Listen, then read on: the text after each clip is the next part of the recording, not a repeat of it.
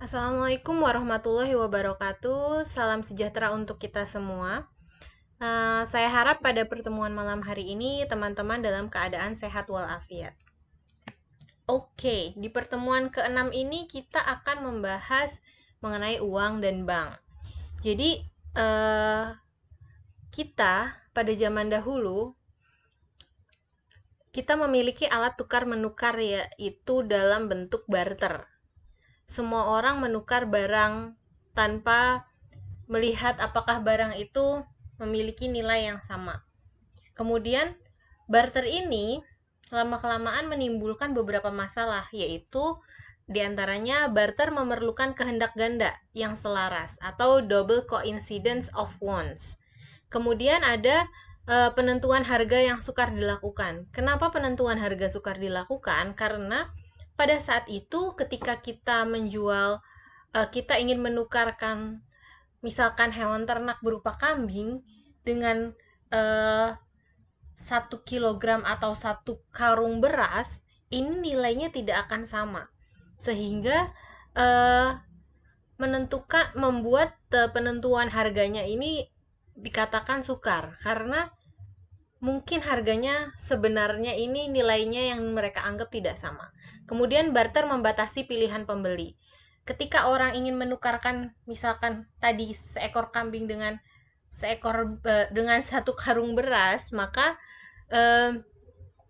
dia tidak memiliki pilihan apakah kambing ini memiliki nilai yang lebih untuk hanya ditukarkan dengan beras atau kita sebenarnya bisa mendapatkan beras dan pilihan lainnya. Tapi pada saat itu ketika kita hanya memiliki kambing dan ingin ditukar dengan satu karung beras, maka ya hanya itu saja yang terjadi sehingga pembeli ini tidak memiliki banyak pilihan. Kemudian menyulitkan pembayaran yang tertunda dan selanjutnya sukar untuk menyimpan kekayaan. Oleh karena itu terbentuklah yang namanya uang. Nah, uang ini apa sih? Uang adalah benda yang disetujui oleh masyarakat sebagai alat perantara untuk tukar menukar dalam perdagangan. Kemudian segala sesuatu yang diterima secara umum dalam pembayaran untuk memperoleh barang dan jasa dalam pembayaran kembali hutang atau dalam pembayaran kembali hutang. Nah, kemudian kita ingin tahu benda apa yang masuk dalam kriteria sebagai uang. Uang itu memiliki ciri-ciri seperti apa sih? Suatu benda ini bisa dianggap sebagai uang. Oke, ciri-ciri uang adalah nilainya tidak mengalami perubahan dari waktu ke waktu. Jadi sebelum adanya uang kertas, kita masih menggunakan uang dalam bentuk emas dan perak. Misalkan pada saat dulu, nilai 1 gram emas dengan nilai 1 gram emas saat ini itu tidak akan pernah berubah. Dia akan tetap 1 gram emas, tidak akan pernah menjadi 2 gram atau 3 gram. Misalkan saat zaman dahulu kita memiliki 1 kilogram emas, maka dia akan nilainya tidak pernah berubah, akan tetap menjadi 1 kilogram emas di masa sekarang. Kemudian mudah dibawa kemana-mana. Selanjutnya mudah disimpan tanpa mengurangi nilainya. Jadi pada saat dulu nilai emas itu tidak akan pernah berkurang. Tidak ada yang namanya emas harganya turun, tidak ada. Kemudian tahan lama. Selanjutnya jumlahnya terbatas. Nah, pada saat zaman dulu kita memiliki uang dalam bentuk emas dan perak. Nah, emas dan perak ini jumlahnya terbatas. Tidak semua orang memiliki emas dan perak. Sehingga ini mengakibatkan jumlah uang dalam saat itu bentuk kepingan emas ini jumlahnya tidak berlebihan. Kemudian bendanya mempunyai mutu yang sama. Dari kualitas emas yang satu dengan emas yang lain akan sama. Di sini uang ini akan memiliki mutu yang sama, nilai yang sama, seperti itu. Selanjutnya, apa sih fungsi uang? Nah, fungsi uang adalah untuk melancarkan kegiatan tukar-menukar. Tidak perlu adanya double coincidence of wants, kemudian adanya untuk menjadi satuan nilai, yaitu ukuran yang menentukan besarnya nilai dari berbagai jenis barang. Kemudian untuk ukuran bayaran yang ditunda dengan syarat nilai uang harus stabil. Sebagai alat penyimpanan nilai, mudah disimpan dan mudah diurus. Kemudian ada kriteria uang. Kriteria uang antara lain mudah diterima umum, secara umum. Kemudian ada nilainya stabil. Kemudian memiliki elastisitas penawaran, mudah dibawa, tahan lama, mudah dibagi, dan mempunyai pecahan. Kemudian adanya jaminan dan seragam. Selanjutnya langka. Nah, di sini selanjutnya kita akan membahas mengenai lembaga keuangan. Lembaga keuangan adalah semua badan usaha atau perusahaan yang kegiatan utamanya di bidang keuangan, melakukan perhimpunan dana dan penyaluran dana dalam bentuk pinjaman kepada masyarakat. Nah, lembaga keuangan terbagi atas lembaga keuangan bank dan lembaga keuangan bukan bank atau non-bank. Lembaga keuangan bank sendiri itu dibagi menjadi bank umum, atau perdagangan dan bank tabungan. Kemudian ada lembaga non-bank. Di sini ada pegadaian, leasing, pasar modal, lembaga pembiayaan, asuransi, dan lain sebagainya. Nah, di sini kita akan membahas mengenai peran dari bank umum. Peran serta dari bank umum di dalam lembaga keuangan memiliki peranan sebagai tempat melakukan transaksi perhimpunan peminjaman uang atau menginvestasikan berbagai jenis tabungan yang diperoleh dan menciptakan sendiri uang giral. Kemudian berperan sebagai financial intermediary atau lembaga perantara pihak yang kelebihan dana dan pihak yang memerlukan dana. Nah, keistimewaan dari bank umum ini apa? Bank umum memiliki keistimewaan tabungan dapat ditarik dengan cek, kemudian menciptakan daya beli atau melalui penciptaan uang giral. Kemudian di sini ada memberikan pinjaman jangka pendek. Selanjutnya kita akan membahas lebih dalam mengenai bank sentral. Bank sentral merupakan otoritas moneter, merupakan lembaga yang berfungsi sebagai kas pemerintah dan induk dari bank umum. Nah, bank sentral memiliki perbedaan terhadap bank umum, di mana hanya ada satu bank sentral di setiap negara. Kemudian ada tujuan spesifik berbeda dari tujuan bank umum.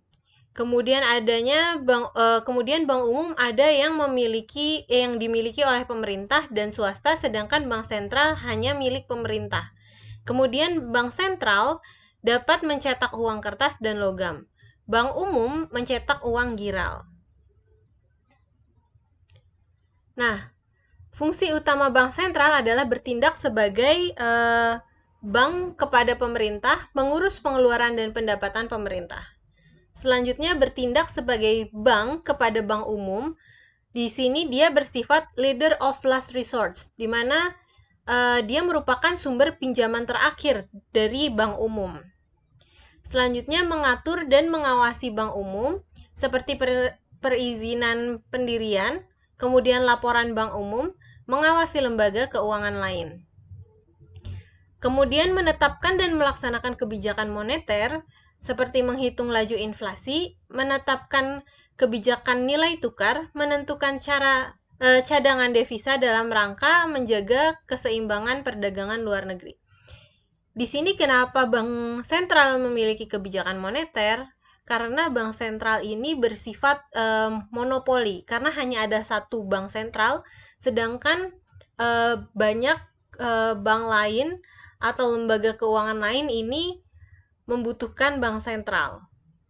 Kemudian mengatur dan menjaga sistem pembayaran, seperti menetapkan alat pembayaran, sistem clearing, jenis uang yang beredar untuk melancarkan kegiatan produksi dan perdagangan. Nah, di sini kita akan menjelaskan lebih lanjut mengenai mata uang dalam peredaran. Uang beredar atau M1 antara lain ada uang kartal dan uang giral, di mana uang kartal merupakan uang kertas uang logam atau mata uang dalam peredaran. Kemudian uang giral adalah biljet, giro, atau cek. Di sini juga ada uang kuasi. Uang kuasi merupakan kekayaan mudah tunai, di mana dia merupakan bentuk deposito berjangka, tabungan, rekening falas milik swasta dan domestik. Kemudian uang beredar dalam arti luas, yaitu memiliki likuiditas perekonomian, di mana nilainya M2. M2 sama dengan, jadi uang beredar sama dengan uang beredar dalam arti luas atau likuiditas perekonomian sama dengan uang beredar ditambah dengan uang kuasi. Nah, kita ingin tahu nih, apa sih penciptaan uang melalui sistem perbankan? Jadi uang yang diciptakan melalui sistem perbankan terjadi apabila kewajiban otoritas dari Bank Indonesia terhadap sektor swasta domestik dan bank umum yang berupa uang kertas dan uang logam yang berada di luar Bank Indonesia serta simpanan giro bank umum. Sebagai contoh di sini, seorang eksportir dia mendapatkan wesel sejumlah 1 juta dolar. Kemudian dia ingin mencairkan wesel tersebut dalam bentuk tabungan. Nah, maka dari itu bank umum bertugas untuk menjadikan nilai 1 juta dolar ini ke dalam rupiah. Katakanlah bernilai 500 miliar. Nah, kemudian nilai dari, jadi kenapa saya anggap nilai 1 juta dolar ini sama dengan 5 miliar, bukan 500 miliar, sama dengan 5 miliar, karena kita menganggap di sini misalkan nilai 1 dolar sama dengan 5.000 rupiah. Walaupun pada kenyataannya sekarang mungkin sudah mencapai 15.000 atau 16.000. Kemudian si eksportir ini dia ingin mengubah nilai 1 juta dolar ini menjadi nilai rupiah. Nah, maka di situ terbentuklah yang namanya pembuatan uang rupiah. Apabila eksportir ini ingin mencairkan, maka dia akan bank akan menciptakan uang sejumlah nilai 5 miliar tersebut. Kemudian apabila eksportir tidak ingin mencairkan, jadi dia hanya ingin menaruh dalam bentuk tabungan saja, maka bank umum ini akan menjual kepada bank umum ini akan menjual ke bank sentral. Nah, dia akan menjual wesel tersebut ke bank sentral, sehingga akan terbentuk uang senilai 5 miliar tadi.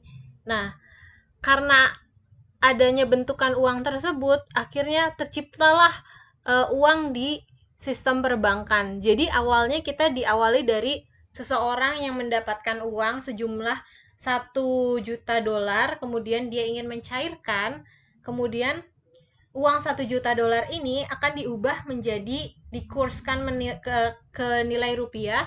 Kita anggap di sini nilainya 1 dolar sama dengan 5.000 rupiah, sehingga dikurskan kembali ke rupiah menjadi 5 miliar. Kemudian masuklah 5 miliar ini ke tabungan eksportir.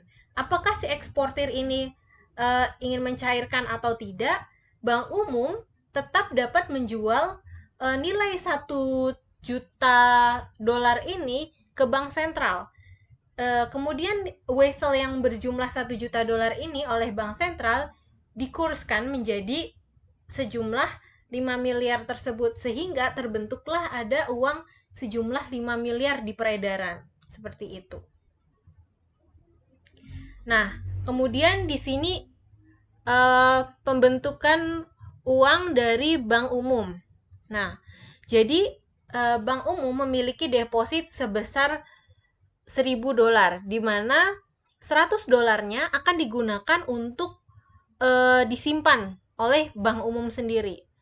Nah, kemudian 900 dolarnya diberikan kepada nasabah sebagai pinjaman.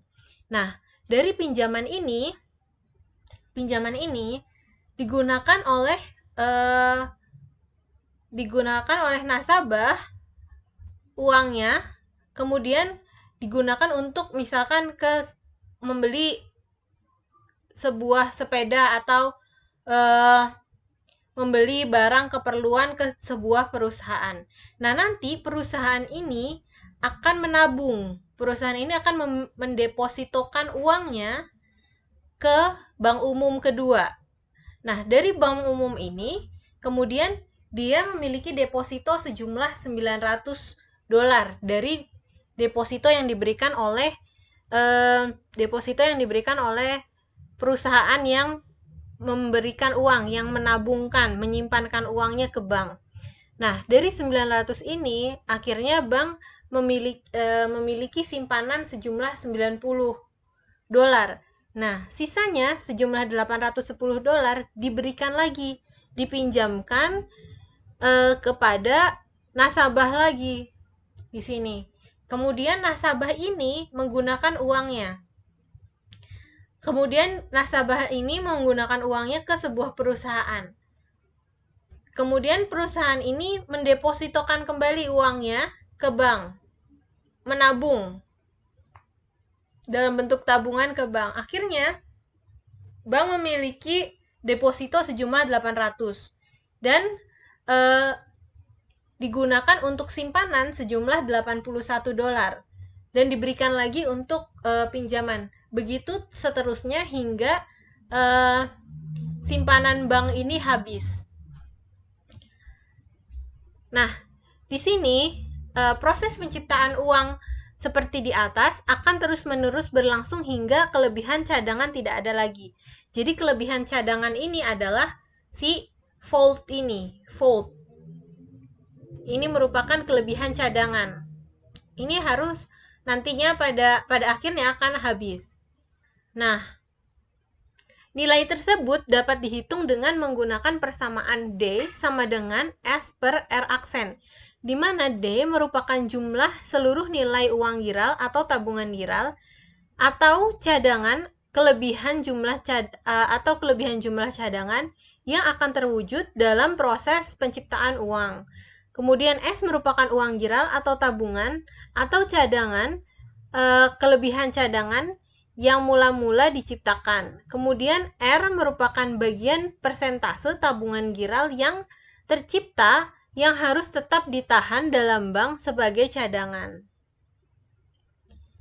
Nah, di sini jika dimisalkan kita melihat contoh, jika dimisalkan tabungan giral di awal sejumlah 100 juta dengan ketentuan cadangan wajib 20%, maka berdasarkan formula di atas, maka 100 juta dibagi 0,2, di sini 20%, sama dengan 500 juta untuk pertambahan giral.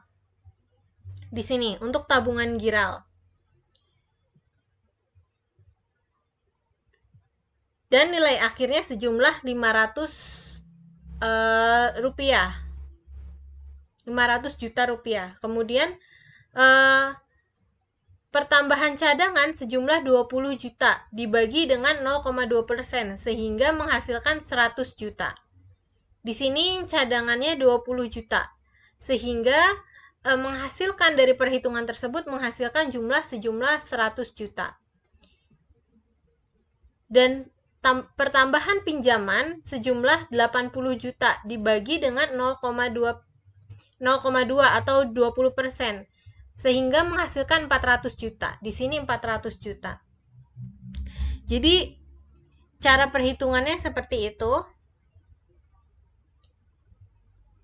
Selanjutnya, kita akan membahas mengenai teori Keynes, di mana tujuan memegang uang antara lain permintaan untuk transaksi, permintaan untuk berjaga-jaga, dan permintaan untuk spekulasi. Di mana permintaan uang adalah jumlah uang yang diminta oleh masyarakat untuk ketiga tujuan berikut. Di sini ada grafik mengenai permintaan untuk berjaga-jaga. Nah, permintaan untuk berjaga-jaga ini apabila pendapatan kita ada di titik A, maka permintaan akan uang akan ada di titik MA. Sehingga dia akan berada di titik ini.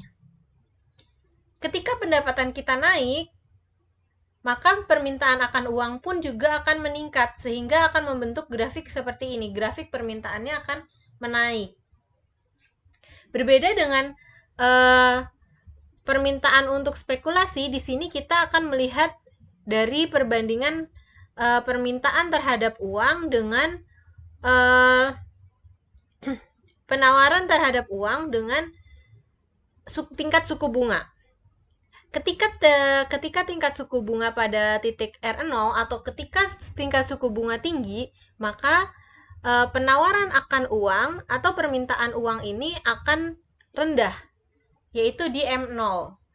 Namun ketika bunga dari nilai bunga ini lebih rendah, maka permintaan akan uang di sini, uang yang ditawarkan ataupun uang yang diminta akan berada di M1, bertambah. Jadi ketika nilai bunganya tinggi, maka permintaan terhadap uangnya rendah. Jika nilai bunganya rendah, maka permintaan atau penawaran uangnya akan tinggi. Sehingga kurva penawaran uangnya akan seperti ini.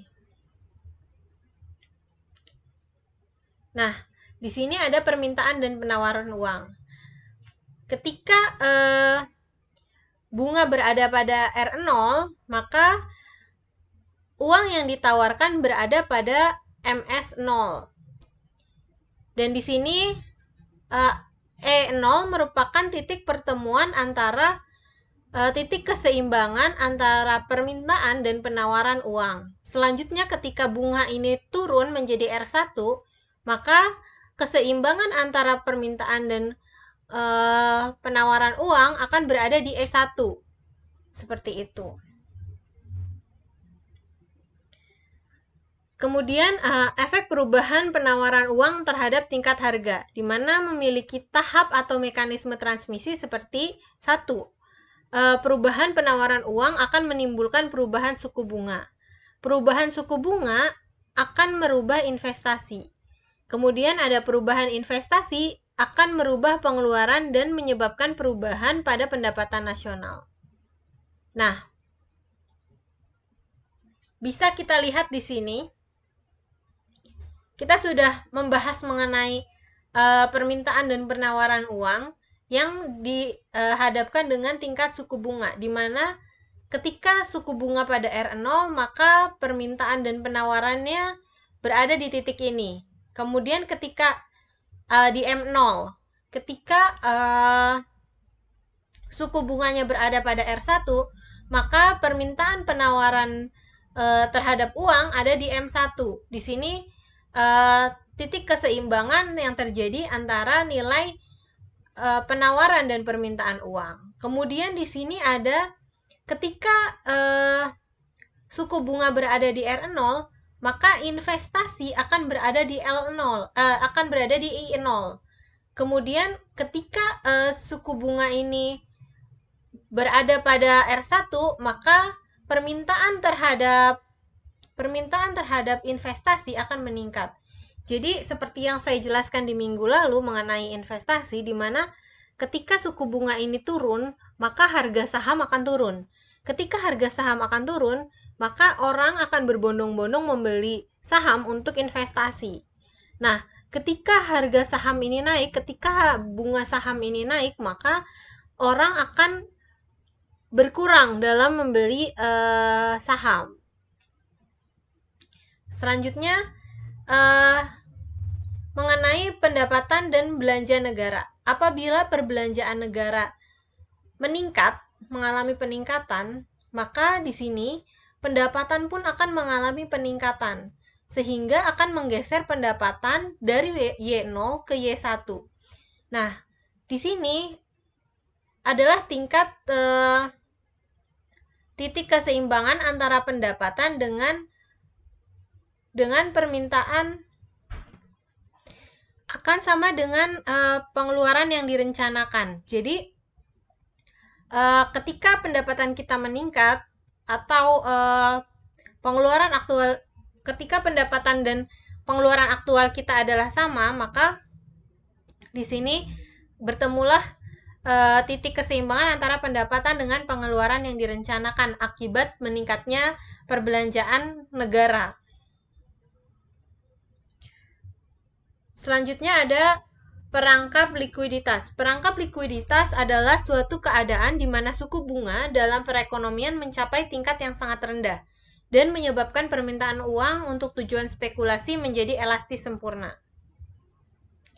Nah, di sini dijelaskan ketika suku bunga bernilai 4, maka penawaran berada pada MS0, di mana permintaannya juga berada di titik ini. Sehingga di sini adalah keseimbangan antara permintaan dan penawaran terhadap uang. Kemudian ketika suku bunga turun menjadi 2, maka penawaran uang akan meningkat dan menjadi MS1, di mana titik keseimbangan terjadi pada persinggungan antara permintaan dan penawaran uang itu sendiri. Nah, perangkap likuiditas ini terjadi ketika tingkat suku bunga ini sangat rendah, di mana di sini bernilai 0, di mana ketika tingkat suku bunga di sini 0, maka akan mengakibatkan permintaan dan penawaran uang bergeser menjadi MS2. Di sini terjadi keseimbangan antara permintaan dan penawaran pada E2 dan menyebabkan permintaan uang untuk tujuan spekulasi menjadi elastis sempurna. Di mana elastis sempurna terjadi ini lurus ke sana.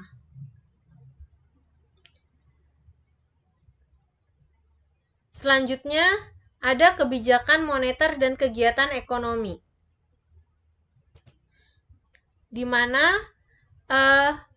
kebijakan moneter dan kegiatan ekonomi ini mencakup kebijakan moneter kuantitatif, yaitu langkah-langkah bank sentral yang tujuan utamanya adalah untuk mempengaruhi jumlah penawaran uang dan suku bunga dalam perekonomian. Mengalami masa deflasi, penawaran uang ditambah menjadi menurunkan suku bunga dan mempertinggi kegiatan ekonomi, menghasilkan kesempatan kerja yang lebih banyak, kemudian mengakibatkan pengangguran berkurang. Nah, bagaimana ketika kebijakan moneter kuantitatif ini mengalami inflasi? Maka penawaran uang dikurangi, sehingga tingkat suku bunga menjadi naik dan menurunkan pengeluaran agregat masyarakat.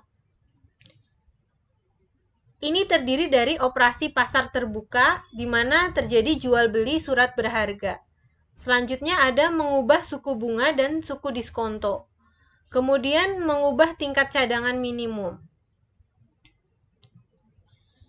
Selanjutnya ada kebijakan moneter kualitatif, di mana langkah-langkah bank sentral yang bertujuan untuk mengawasi bentuk pinjaman dan investasi yang dilakukan oleh bank-bank perdagangan. Ini mempengaruhi jenis pinjaman yang diberikan institusi keuangan.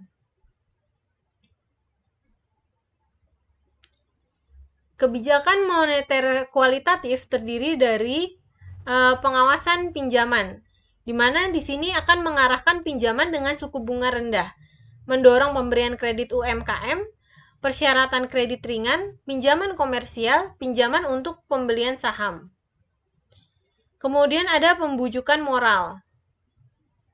Bank sentral membujuk bank-bank perdagangan untuk melakukan langkah tertentu. Oke, sekian yang dapat saya sampaikan. Jika ada pertanyaan, dapat dilakukan di forum diskusi. Sekian, wassalamualaikum warahmatullahi wabarakatuh.